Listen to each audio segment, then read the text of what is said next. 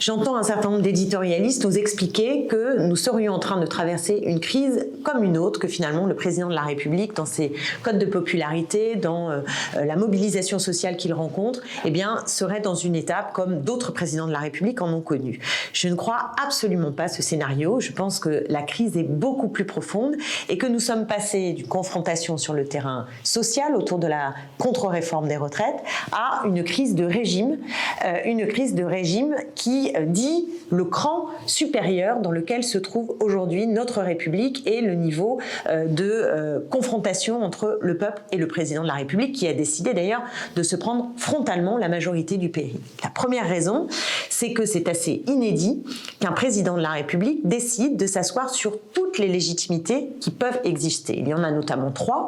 La première, dans l'ordre chronologique, c'était la démocratie sociale. Le président de la République et le gouvernement ont choisi de ne pas écouter les syndicats qui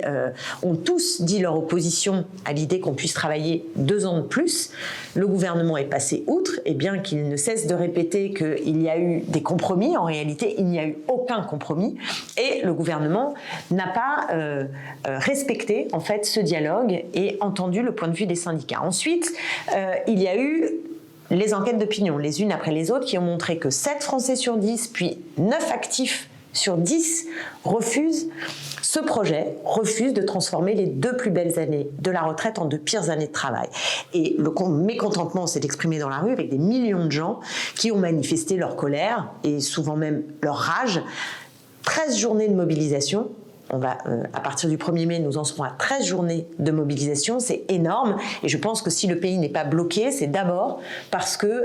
il y a l'inflation, que les gens sont pris à la gorge, et que s'il n'y avait pas cette compression des salaires et cette difficulté à boucler non seulement les fins de mois, mais même à les démarrer, le pays aurait été bloqué. Le gouvernement, par cynisme, fait mine de ne pas entendre, fait mine de ne pas voir que c'est ce problème qui a empêché le blocage du pays, et il s'est assis dessus. Et troisième élément de légitimité, et non des moindres, c'est aussi celui du Parlement, puisque avec une astuce du 47.1, on a tous appris des articles de la Constitution qui jusqu'ici n'étaient pas mobilisés, le fameux article 47-1 qui permet, s'il n'y a pas de vote au Parlement, de pouvoir passer par ordonnance sur un temps contraint pour l'étude du texte. Donc, pas de vote à l'Assemblée nationale, donc le Parlement est méprisé. Eh bien, quand on regarde ces 3 légitimités qui sont bafouées, et qu'on se dit que malgré tout, le Conseil constitutionnel, le 14 avril, a validé la décision, c'est-à-dire a permis au président de la République de promulguer la loi contre l'avis de la majorité, on est bien dans un pays où c'est légal, où c'est possible qu'un seul homme décide contre la majorité. Et ça dit l'ampleur d'un système qui est à bout de souffle, et ce système, c'est la Ve République, dont je rappelle qu'elle a été conçue par et pour un général dans un temps qui était un temps de guerre, celle de la guerre d'Algérie. On était dans une situation insurrectionnelle avec un putsch en préparation de militaires, et quand à ce moment-là De Gaulle arrive au pouvoir, c'est au nom du redressement de l'État, de la lutte contre ceux qui revendiquaient l'indépendance de l'Algérie, contre ces barbares, disait-on à l'époque, eh bien qu'il prétexte de cette situation pour créer une constitution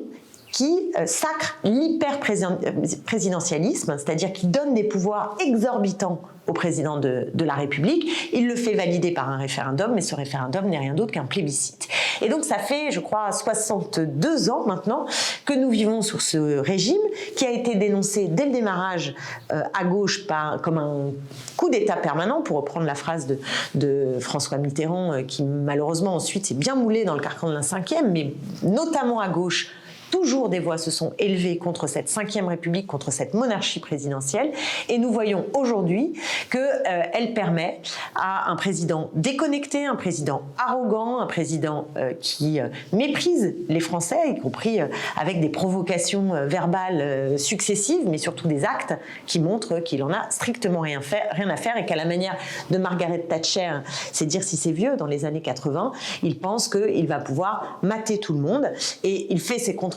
antisociales, profondément néolibérales, et en même temps, il accroît le contrôle social et il abaisse le niveau de la démocratie. Le contrôle social, on le voit avec la répression policière, avec ce climat où on met des gens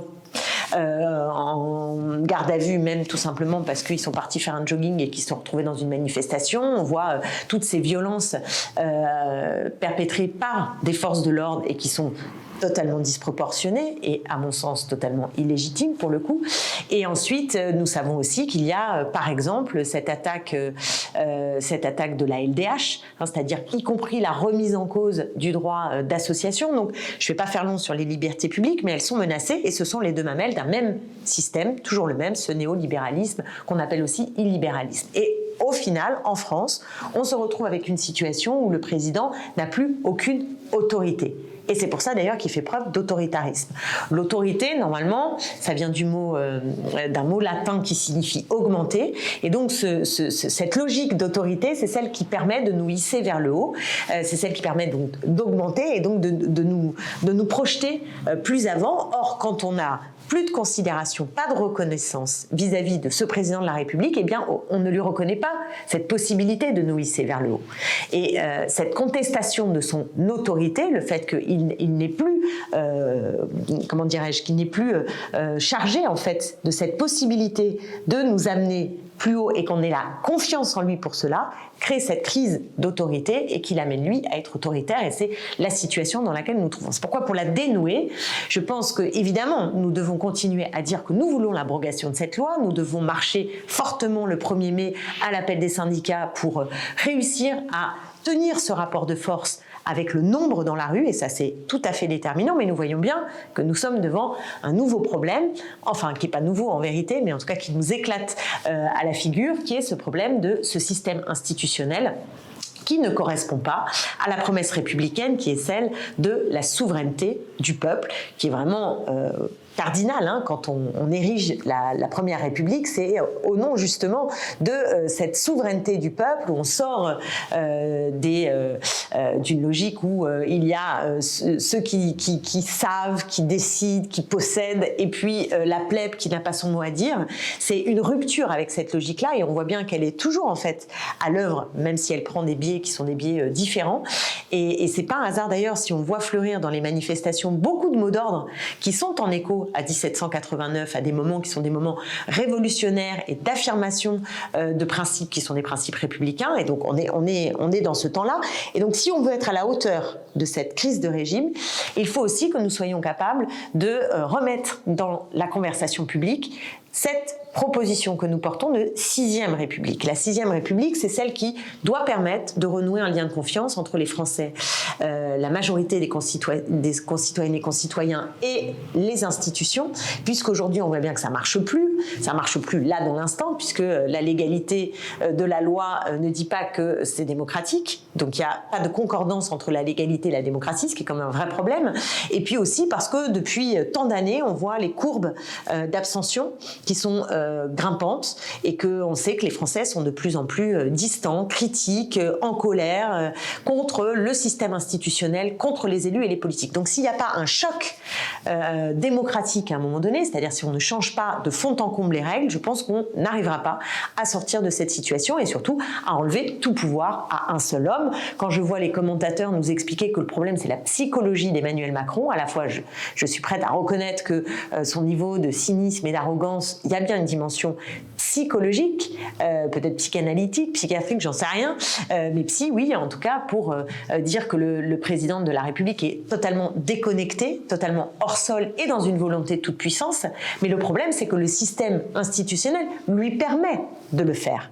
Lui donne la possibilité d'assouvir ce qui pourrait être vécu comme un travers psychologique. Or, c'est ça le problème. Il faut que notre Constitution réussisse à sortir de cette possibilité qu'un homme décide pour tout le monde. Donc ça, c'est le premier point. Ensuite, nous savons que nous avons besoin de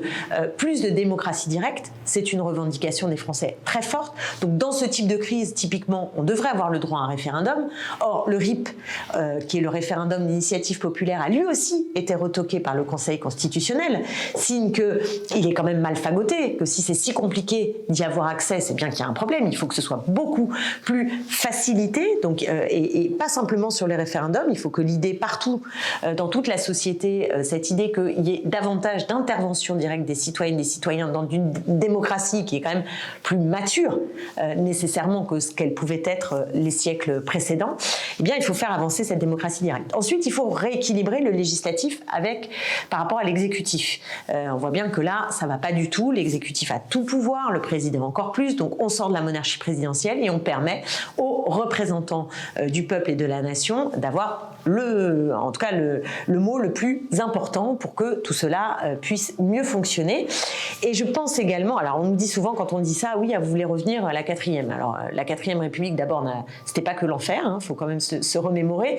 C'est aussi sous la 4e République qu'on a pu faire le Conseil national de la résistance, avec ce pacte qui dure jusqu'à aujourd'hui, même s'il est démoli par les politiques néolibérales, mais c'est ce pacte de protection sociale de très haut vol. C'est le moment où on crée la sécurité sociale. Enfin, je vais pas raconter tout ce qu'il y avait dans le programme du CNR, mais c'est très fort, et ça, on arrive à le faire sous la 4e République, donc signe qu'elle n'est pas juste instabilité épouvantable.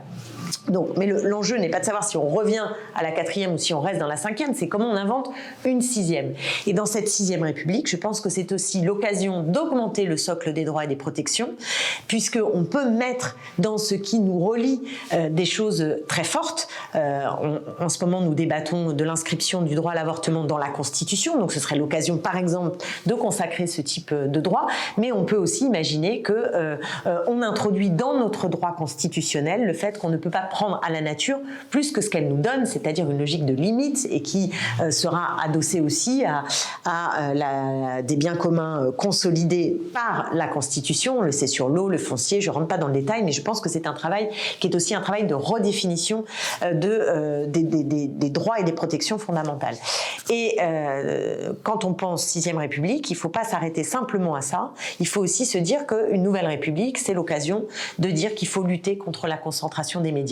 parce qu'une démocratie saine, vivante, c'est celle dans laquelle il y a du pluralisme et de l'information de qualité. Or aujourd'hui, on sait bien que cette concentration est une épine dans le pied pour qu'existe cet accès à l'information libre et à une qualité de l'information, ou alors sur l'indépendance de la justice, qui est aussi un thème très important, ou encore, last but not least, comme on dit, la démocratie sociale, puisque pour qu'on ait plus de démocratie dans la société, il faut aussi que les salariés prennent du pouvoir dans l'entreprise, ce qui permettra d'en grignoter à la finance qui a, ces dernières décennies, réussi à prendre à l'État, parce que l'État l'a bien voulu, beaucoup de pouvoir, et à mettre la tête sous l'eau des salariés qui sont pourtant celles et ceux qui produisent les richesses. Bref, vous l'aurez compris, cette 6e République est l'occasion de vraiment transformer beaucoup de choses et de faire en sorte qu'on reparte d'un bon pied. Or, je vois bien que les tenants de l'ordre sont crispés. J'étais dimanche dans l'émission de France Inter pendant 1 heure à parler, alors pas que de ça, mais beaucoup de ça, de cette 6e République, de la crise de régime, etc. Et c'était impressionnant de voir les 3 éditorialistes qui étaient présentes complètement arc-boutées sur la 5e République. Et c'est ce que j'entends ici et là, c'est-à-dire qu'il faudrait ne rien toucher et que ce serait le pôle de stabilité. Or, je crois que cet immobilisme est ce qui peut accroître la tension et accroître voilà, la crise dans laquelle nous sommes, et qu'au contraire, aller de l'avant vers cette 6e République, c'est ce qui peut nous donner une issue émancipatrice de progrès démocratique, social et écologiste à ce que nous traversons. C'est cette République-là, en tout cas, que j'appelle de mes voeux et qui, à mon sens, pourrait devenir un des points dans les mois qui viennent importants de notre déploiement politique et peut-être même social dans tous les sens, puisque, comme je le disais au début, la crise sociale se mue en crise démocratique, donc il faut qu'on apporte des réponses qui lient les deux, et la 6e République donne à voir à quel point les choses sont imbriquées, parce que si on veut répondre aux enjeux concrets des Français, imminent, voilà, c'est les urgences dans lesquelles ils sont, les prix qui sont trop hauts, les salaires qui sont en berne, le sens au travail, comment accroître les libertés publiques. Bref, il y a beaucoup de sujets de cette nature. On se rend compte que partir de ce nouveau socle commun d'une 6e République, c'est ce qui pourrait nous donner de l'élan et de l'allant pour arriver à mettre sur pied un changement profond de politique publique, parce que ça fait 40 ans qu'on a la même chose et que si on continue comme ça, c'est le ressentiment qui peut l'emporter avec cette menace de l'extrême droite que nous connaissons et qui est quand même très évidemment que je regarde et qui est inquiétant. Et si on joue à l'ordre comme le fait le gouvernement en disant ce qu'on veut c'est parti de l'ordre, d'ailleurs à plein de moments ils sont quand même été très limites sur les frontières avec l'extrême droite, puisqu'eux-mêmes ont essayé de mettre le paquet sur l'immigration. Eux-mêmes, le président de la République s'est retrouvé à chanter avec des gens de Canto qui sont des militants d'extrême droite. Donc vous voyez bien qu'ils jouent avec le feu et ils veulent être du côté de l'ordre. Or, plus ils continuent comme ça, plus évidemment à ce petit jeu de l'ordre, on a l'extrême droite en embuscade. Donc c'est à nous de nous opposer et de dire qu'on a une issue qui est du côté du progrès et que si on veut apaiser le pays, alors il faut de la justice, alors il faut de la démocratie.